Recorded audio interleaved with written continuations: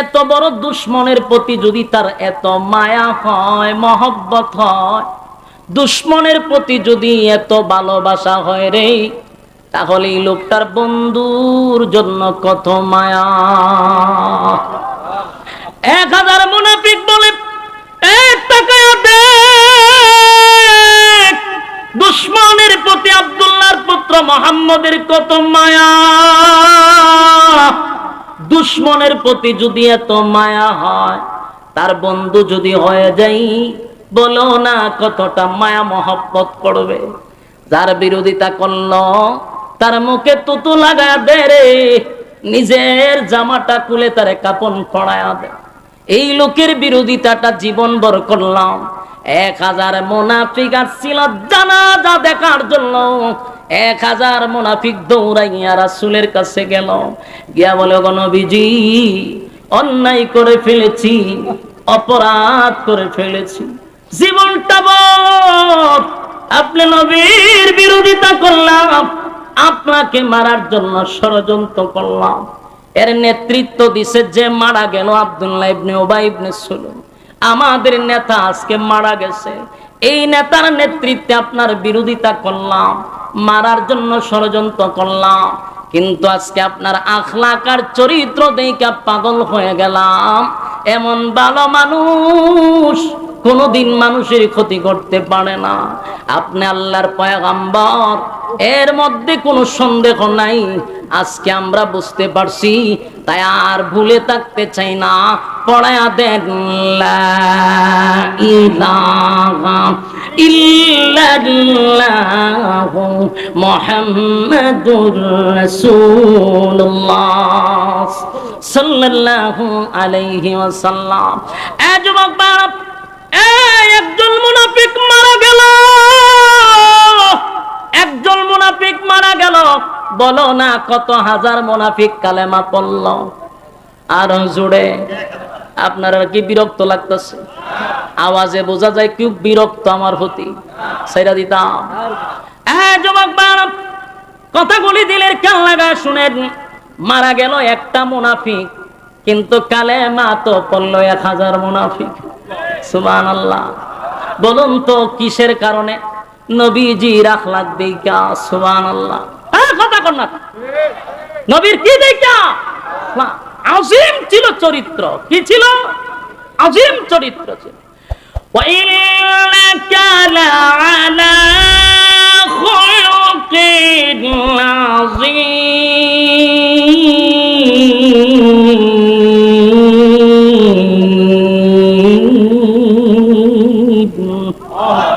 আজিম চরিত্র। নবীর চরিত্র দেখা 1000 মুনাফিক কালেমা পড়ছে। কথা বল না দি। তোমার আর আমার চরিত্র দেখা মানুষ আরো খারাপ শয়তান হয়। বাস্তব না বাস্তব? আফসোস, নবীর তরিকা অনুযায়ী আমরা যারা চলি, আমরা বুঝা দরকার নবীর শুধু আখলাক আর চরিত্র দেখা 1000 বেঈমান কালেমা পড়ছে। কথা কয় না দি। আমরা যারা নবীর আদর্শ অনুযায়ী চলতে চাই, আমাদের চরিত্র ঠিক করা দরকার। আজকে আমাদের আখলাক দেখলে ইসলাহ না হইয়া আরো ইসলাম হয় মানুষ। না কষ্ট পাইতেছ? বাস্তবতার দিকে বলতেছি। আমার বাড়ি হবিগঞ্জে, তেলিয়াভার আমার বাড়ি। আর আপনার বাড়ি মনে করুন আইডল। না আইডল, এটা আইডল। আমার বাড়ি কোন তেলিয়াপাড়া। আমি যদি কোনো ভুল করে থাকি, আপনি আইরল বইয়া আমার বিরুদ্ধে বক্তব্য দিয়ে আমার বালা করতে পারবে? কথা কইনা দি। আপনার ভিতরে যদি উম্মতের প্রতি এত দরদই থাকে, উম্মতের প্রতি এত মায়াই থাকে, আপনার উচিত আইরল থেকে আমার কাছে যাওয়া। আমার কথাটা আপনারা একটু মনোযোগ দিয়ে শুনেন। আমি জানি বিরুদ্ধে আছে অনেক, কিন্তু বালিশের সঙ্গে মাথা লাগায়া কথাগুলো একটু অ্যানালাইজ করেন। আপনার যদি উম্মতের প্রতি মায়া মহব্বত থাকে, তাহলে আইরল না তাইকে আপনি যাইবেন তেল্লাবারে গিয়ে আমারে বুঝাইবেন যে আমি ভাই উম্মতের দরদি, আপনারা আমি ইসলাহ করতে আসছি। কিন্তু আপনার বাড়ি আইরল, আমার 14 গোষ্ঠী আপনি কেন বই উদ্ধার করতেছেন সোশ্যাল মিডিয়ার সামনে? এটা যখন আমার কাছে যাইবে আমি দেখবার, তখন আপনার প্রতি আমার ভক্ত শ্রদ্ধা বাড়বে না কমবে? কারণ আপনার উদ্দেশ্য তো আমার ইসলাহ করার না, আপনার উদ্দেশ্য হইল সব সময় আপনি আলোচনায় থাকতে চান। আপনি যখন দেখেন আপনার আর কোনো টপিক নাই, আপনি যখন দেখেন আপনার আলোচনার আর কোনো সূত্র নাই, তখন করতেন কি? একটা না একটা কথা বললে তো আপনি ট্রেন্ডিং এ থাকতেইব। তখন আপনি মানুষের দোষগুলা টান্না টান্না আইনা বিভিন্ন মঞ্চে বৈশা ওই 100 কিলোমিটার দূরের বিরুদ্ধে আপনি লাগাই দিচ্ছেন। এর দ্বারা ইসলাহ হয় না, বরং পিছলা হয়। এটা উম্মতের প্রতি আপনার দরদ না, উম্মতের প্রতি আপনার দরদ নয়। এগুলা কতদিন আর চলবে? এবার বন্ধ হওয়া দরকার। কথা কন, বন্ধ হওয়া। রাসূলের উম্মতের প্রতি যদি আপনার দরদ থাকে, মায়া থাকে, মহব্বত থাকে, তাহলে আপনি আমার কাছে যাইবেন, আমি আপনার কাছে যাব। যদি আমার উদ্দেশ্য থাকে ভালো, আর আমার উদ্দেশ্য হলে আমি সব সময় একটা আলোচনায় থাকতে চাই, তাহলে তো আমার যে কোনো একটা টপিক টুকায় বাই করতে হবে, যে আমার আলোচনা থাকতে হবে। তাহলে আপনার উদ্দেশ্য ভালো না, আপনার উদ্দেশ্য বড় খারাপ। সম্মানিত শুধু রাসূলের মায়া আর মহব্বত দেখেন উম্মতের প্রতি, যার আদর্শ দেখে 1000 মুনাফিক কালেমা পড়ছে। আর আমরা হঠাৎ দিন ধরে সোশ্যাল মিডিয়ায় দেখতেছেন অবস্থা। এর দ্বারা আলেমদের কাছ থেকে মানুষ অনেক দূরে চলে যাচ্ছে। আমি আফসোস করি ভাই, আস্তে আস্তে এমন একটা সময় আসবে মানুষ উলামায়ে কেরামদেরকে আর ইজ্জত করবে না। কারণ আমরা গুতাগুতি, আমাদের মধ্যে যে গুতাগুতি শুরু হয়েছে, 2 দিন পরে আমাদের কাছে দোয়ার লেগে যাইতে হইব। তখন তো আমরার কাছে আয়ে কিছুদিন পরে আমরা গিয়ে যে ভাই সাহেব আমরা দোয়া করি, আমরা লক্ষণ বেশি বালা না।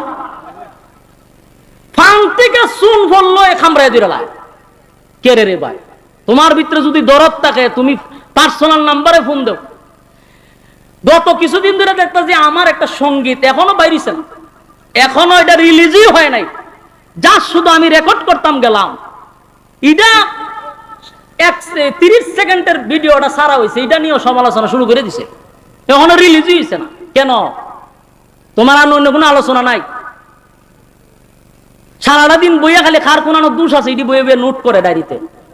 এরপরে এই নোটটা দেয় মিডিয়ার কাছে যে তুই কিন্তু সময় মতো আমার কাগজটা ধরাই দিস, কারণ আমার কিন্তু এখন আলোচনা থাকতে পারতাছি না, কারণ বড় বড় বাংলার বাগরা বাইরিছে, এখন আমার খাওয়া নাই, আমার মার্কেটে খাওয়াই তুইব। আর খাওয়াইতে গেলে আমার কাছে কাগজ দিস, আমি কিছু আলোচনা থাকতে হইব, কারণ ভাইরাল ব্যক্তিদের ব্যাপারে যদি কথা না বলি আমি তো ভাইরালই করতাম না। এই মন মানসিকতার থেকে বাইরে আসতে হবে, এই কুরুচিপূর্ণ মন মানসিকতার থেকে বেরিয়ে আসতে হবে। ইজ্জতের জায়গায় আছেন, ইজ্জতের জায়গায় থাকেন।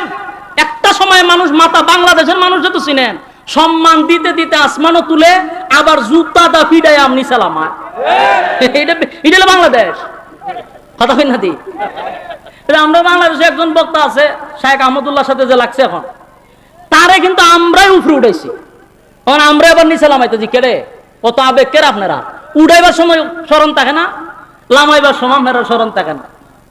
এগুলো হইল গিয়া বাউতাবাদী ছাড়া কিছু না। একটা ফেসবুকে কিন্তু নাস্তিকরাও থাকে, রামবামরাও থাকে, খালি আলেমরা থাকে না। আমরা যে খামরা খামরি শুরু করছি, ফলাফল কিন্তু ভালো হবে না। আমার ক্ষুদ্র জ্ঞান থেকে বলি, একজনকে রাহবার মেনে বাংলাদেশের রাস্তা আমরা চলবো, যারে রাহবার মাইনা। কথা কোন ঠিক কিনা? এখন যেহেতু বাংলার বাঘ ফিরে আসছে, আমরা তারে রাহবার হিসেবে মানি, অসুবিধা কি? একজনের নেতৃত্বে চলেন, গুতাগুতি বাদ দেন, বাদ দিয়া চলেন সামনের দিকে, আমাদেরকে টেকাইবার মতো কেউ থাকবে না। আর যেইভাবে খামরা খামরি শুরু হয়েছে, আমরা পতনও বেশি সময় না। আল্লাহ আমাদের হেফাজত করুক, আমিন। সম্মানিত সুধী, রাসূল সাল্লাল্লাহু আলাইহি সাল্লামের শুধু আখলাক আর চরিত্র দিকা 1000 মুনাফিক ছিল তামসা দেখবার লাগিয়া, তামসা দিকে কালেমা পড়ে নিছে।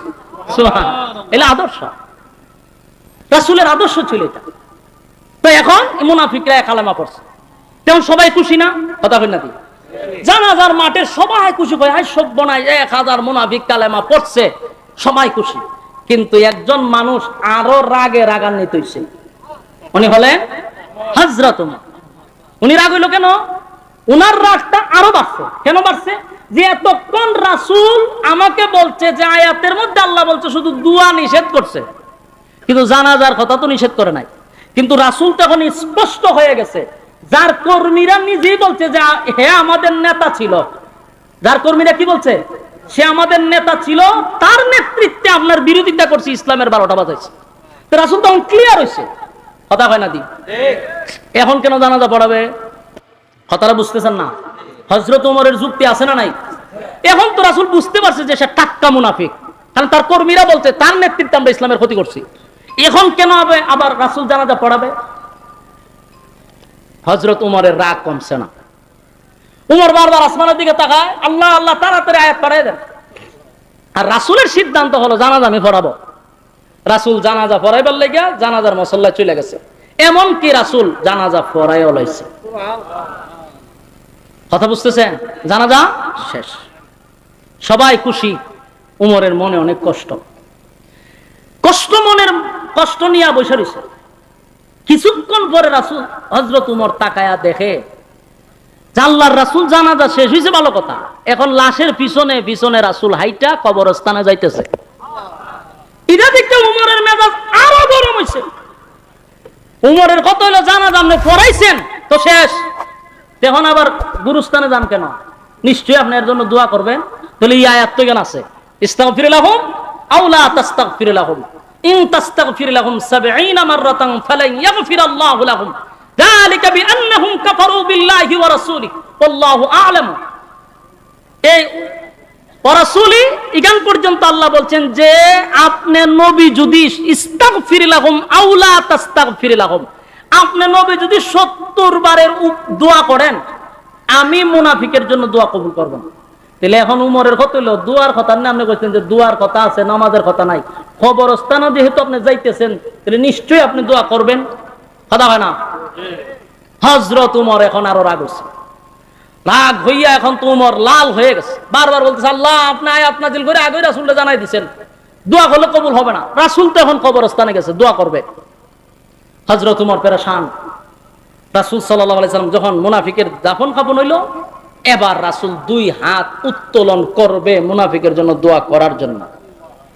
এমনি জিবরাইল আয়া হাজির। সুবহানাল্লাহ। আর জোরে কোন জিবরাইল আয়া হাজির হয়ে। জিবরাইল বলেন আগে নবীজি দোয়াটা করেন, পরে আগে শুনেন আয়াত নাজিল হয়ে গেছে। সুবহানাল্লাহ। আপনি দোয়া করবেন না, আপনার উমরের সিদ্ধান্তটাকে আল্লাহ পছন্দ করছে। কার সিদ্ধান্ত? উমরের সিদ্ধান্ত আল্লাহ পছন্দ করছে। উমরের মেজাজ মতে আল্লাহ কোরআনের আয়াত নাযিল করছে। হ্যাঁ সুবহানাল্লাহ। এইজন্য উমরকে বলা হয় মেজাজে ওহী। সুবহানাল্লাহ। যার মর্জি মেজাজ মতো কোরআনে প্রায় 21 জায়গা আল্লাহ আয়াত নাযিল করছে। কি বুঝলেন? এই যুবক ভাই, জিবরাইল আলাইহিস সালাতু ওয়াস সালাম এসে বলেন নবী গো দোয়া করবেন, পড়ে শুনেন আয়াত নাযিল হয়ে গেছে।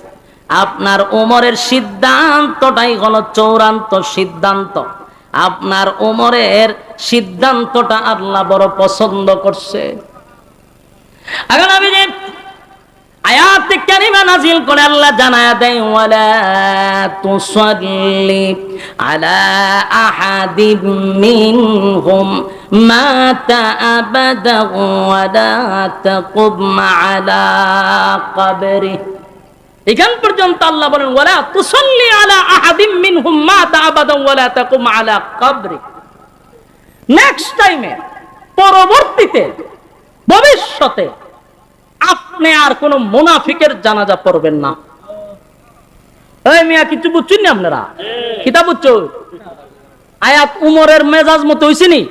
কথা কই না দি? উমর কি চাইছিল? জানাজা নামাজ আল্লাহ বন্ধ করে দেন। আপনি বন্ধ করছেন নি? আল্লাহ কই ওয়ালা তুসাল্লি আলা আহাদিম মিনহুম মাতা আবাদা ওয়ালা তাকুম আলা কবরি। আপনি নেক্সট টাইমে মানে ভবিষ্যতে আর কোন মুনাফিকের জানাজা আপনি পড়াবেন না।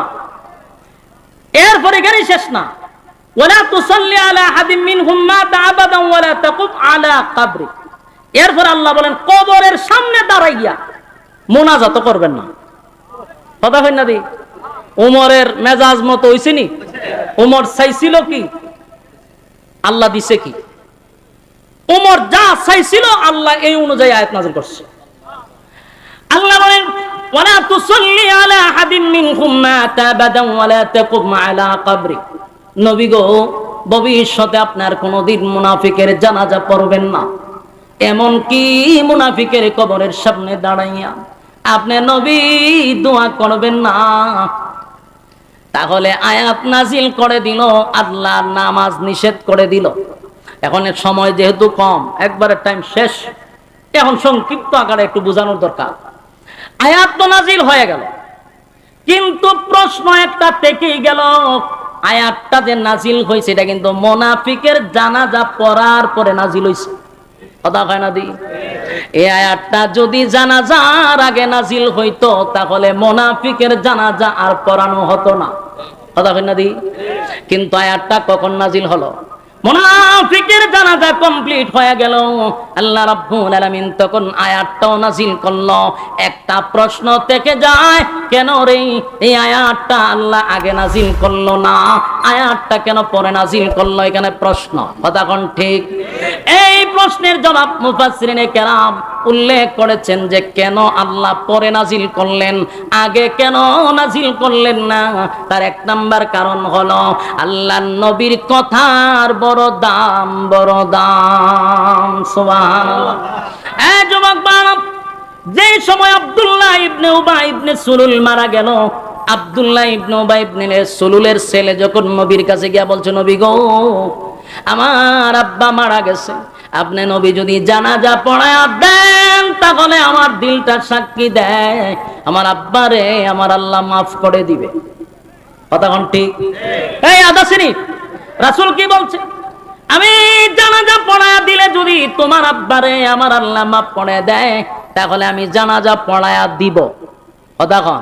জানাজা পড়ায়া দিব।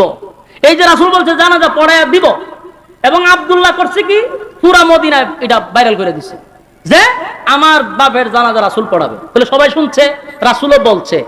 এখন মানুষ আসছে জানাজা পড়ার জন্য, এই মুহূর্তে যদি আয়াত নাজিল করে আল্লাহ জানাজাটা বন্ধ করে দেয়, নবীর কথার ওজন থাকে না। কথা কি বুঝতেছেন? আমার নবীর কথার ওজন রাখার জন্য, নবীর কথার ওজন রাখার জন্য আল্লাহ আগে নাজিল করে নাই, পরে নাজিল করছে। এখন এতক্ষণের আলোচনার থেকে আমাদের শিকার কি, আমাদের বুঝার কি?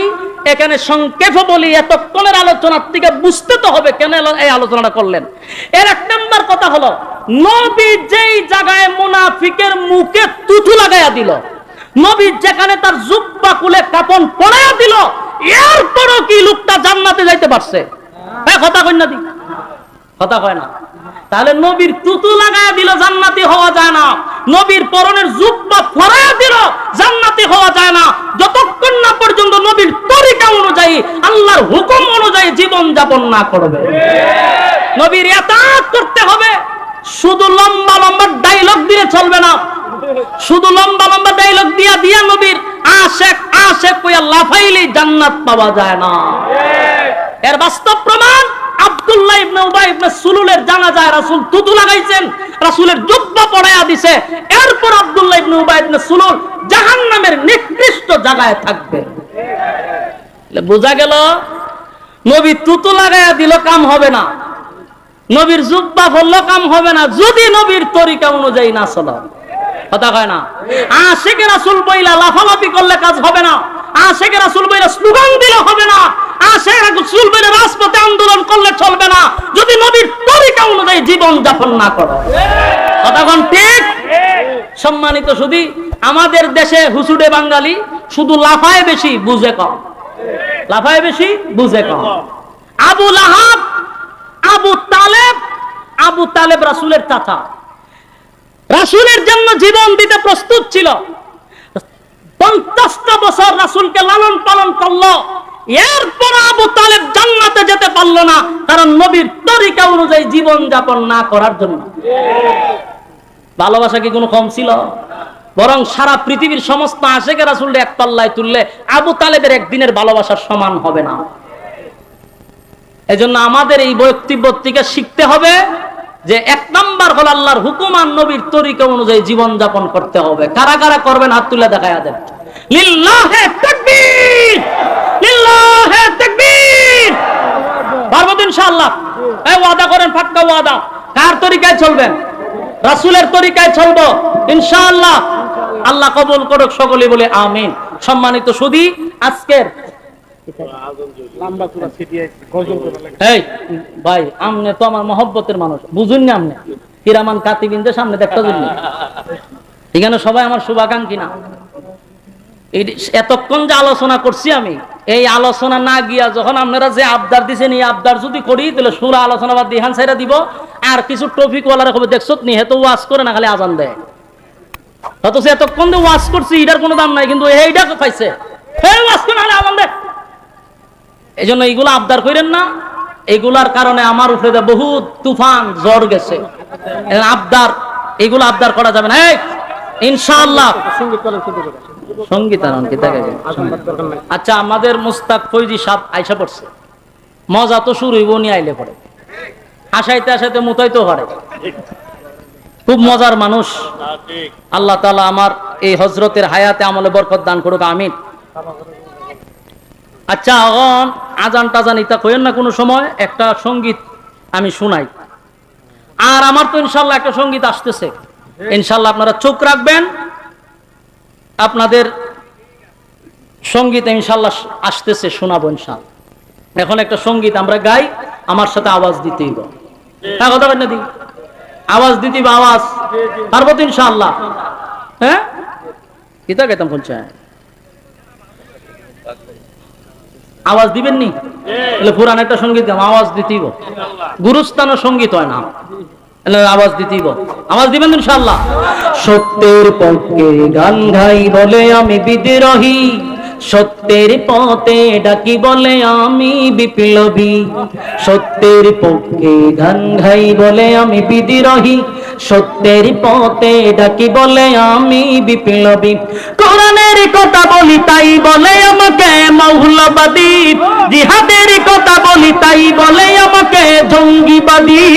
আমি বিদ্রোহী বিপ্লবী মৌলবাদী, কেন জঙ্গিবাদী? বিদ্রোহী বিপ্লবী মৌলবাদী, কেন জঙ্গিবাদী? সত্যের পক্ষে গান গাই বলে আমি বিদ্রোহী, সত্যের পথে ডাকি বলে আমি বিপ্লবী।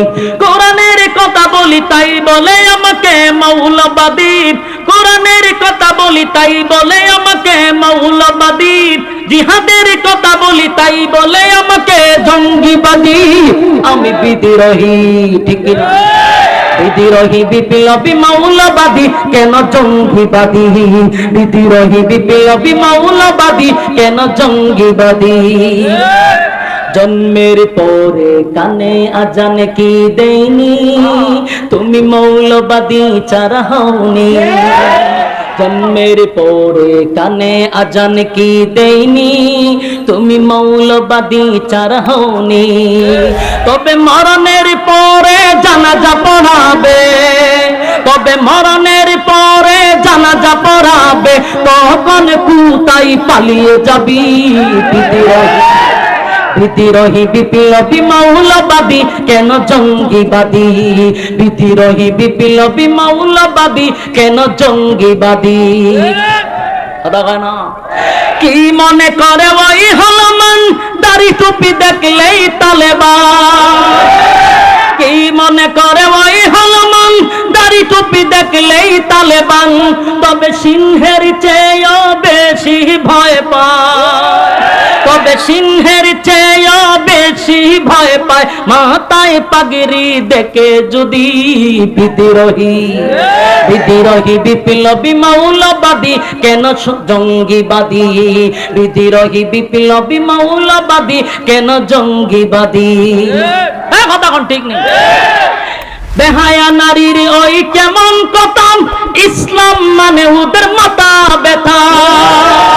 বেহায়া নারীর ওই কেমন কথা, ইসলাম মানে ওদের মাথা ব্যথা। কথা ঠিক, বাস্তব না বাস্তব? বেহায়া নারীর ওই কেমন কথা, ইসলাম মানে ওদের মাথা ব্যথা। তবে পর্দার কথা যদি বলি, তবে পর্দার কথা যদি বলি, তখন হই আমি ফতুয়াবাজি। বিদ্রোহী বিদ্রোহী বিপ্লবী মৌলবাদী কেন জঙ্গিবাদী, বিদ্রোহী বিপ্লবী মৌলবাদী আমি জঙ্গিবাদী। সত্যের পক্ষে গান্ধাই বলে আমি বিদ্রোহী, সত্যের পথে ডাকি বলে আমি বিপ্লবী। কোরআনের কথা বলি তাই বলে আমাকে মৌলবাদী, জিহাদের কথা বলি তাই বলে আমাকে জঙ্গিবাদী। আমি বিদ্রোহী বিদ্রোহী বিপ্লবী মৌলবাদী কেন জঙ্গিবাদী, বিদ্রোহী বিপ্লবী মৌলবাদী কেন জঙ্গিবাদী, বিদ্রোহী বিপ্লবী মৌলবাদী আমি কেন জঙ্গিবাদী।